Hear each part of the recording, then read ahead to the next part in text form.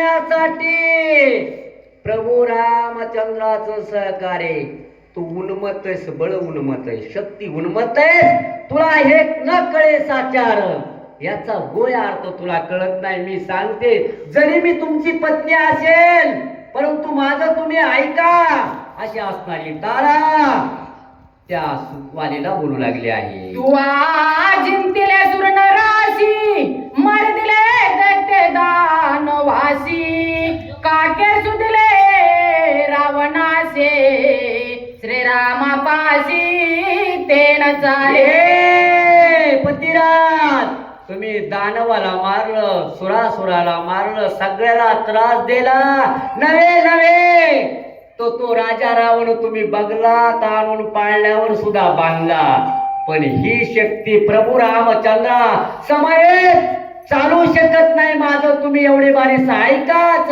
अशी तारा राणी त्या वाणीला बोलू लागली आहे. श्रीराम प्रताप ते जोराशे, पूर्णावतार सूर्यवंशे, ऐक त्याची प्रतापाशे, मी तुझ पाशे सांगेना. पतिराज, या ठिकाणी काय ते जराशी असणारा म्हणले कोण त्या ठिकाणी? आणि पूर्ण अवतार प्रभू रामचंद्र आहे. प्रभू रामचंद्राचा सामान्य अवतार नाही. एवढी बात जर ऐकला तर आपलं कुळ नष्ट होणार नाही, आपले कुळाचं पालन होईल, आपण सगळे जिवंत राहतो. तुम्ही माझं ऐका.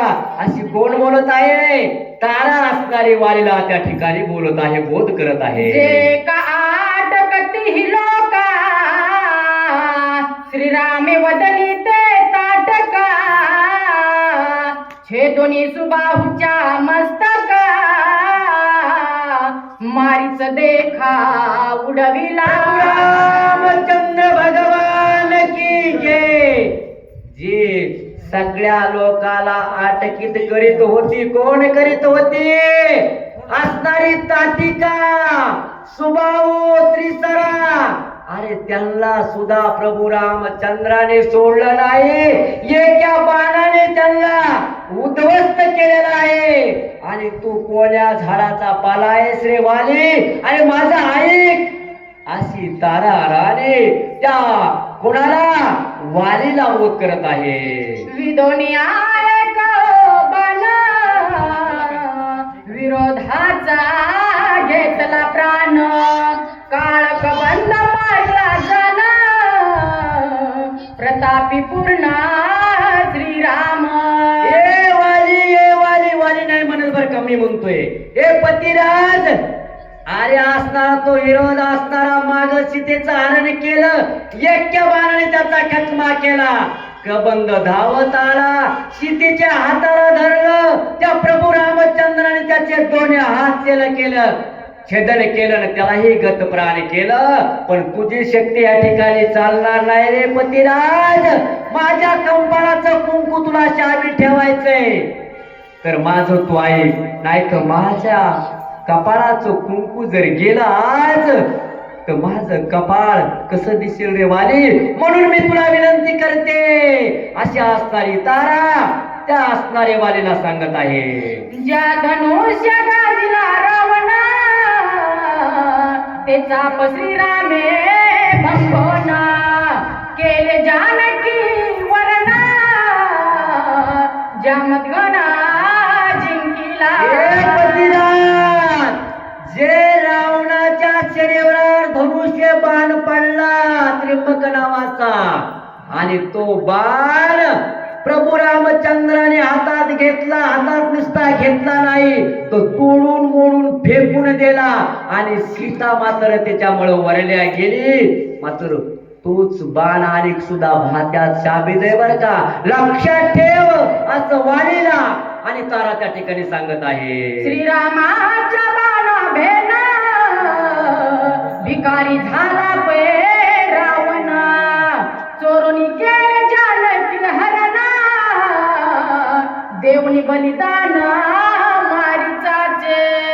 तारा सांगू लागली, पतिराज ऐका ऐका माझं, मला रावत नाही. नाही, मला असणारे शब्द फुटत नाहीत, परंतु मी काय करू, माझं तुम्ही ऐका एवढे भारीच.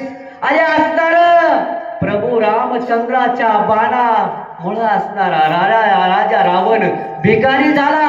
समोर युद्ध करण्याची राजा रावणात ताकद नाही.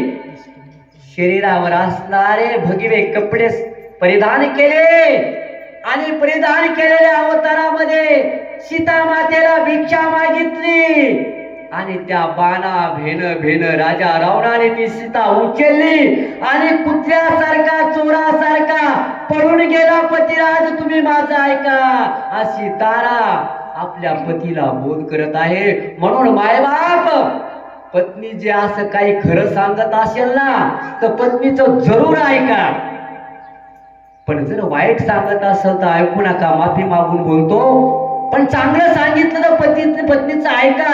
म्हणून तारा चांगली सांगते, पण वाली ऐकायला तयार नाही. पुढे काय बोला महाराज. धावण्या आल्या श्री रघुनंदन,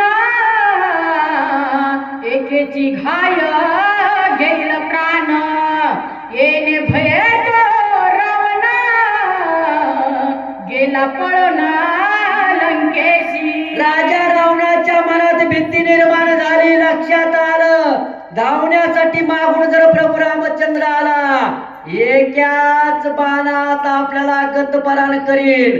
आणि त्या ठिकाणी भेन राजा रावण सीतेला उचलून घेऊन पळून गेला. असा बोध तारा कुणाला करत आहे? वालीला करत आहे. ऐसा श्रीराम दुर्धर, तया पुढे तू वानर, बळून मत पाले खाईर, युधाचा त्वारा धावसी. असा असणारा कसा प्रभू रामचंद्र, दुर्धर शक्ती त्याच्याकडं, पूर्ण अवतार आहे, देवादि देव आहे. आणि तू कसा आहेस? एक पाला खाणारा तू जंगलातला वाढणार आहेस. पण तुझ्या सुदैवाने किसकिदेंचं राज्य मिळालेलं आहे. तू एवढा मोठा नाहीस, एक जंगलात राहणारा प्राणी आहेस, परंतु ऐकायला तयार नाहीस. माझं एवढ्या बारा जर ऐकलंस तर आपलं सर्वांचं कल्याण होईल, आपण सगळ्याचा उद्धार होईल, अशी तारा त्या वालीला सांगत आहे.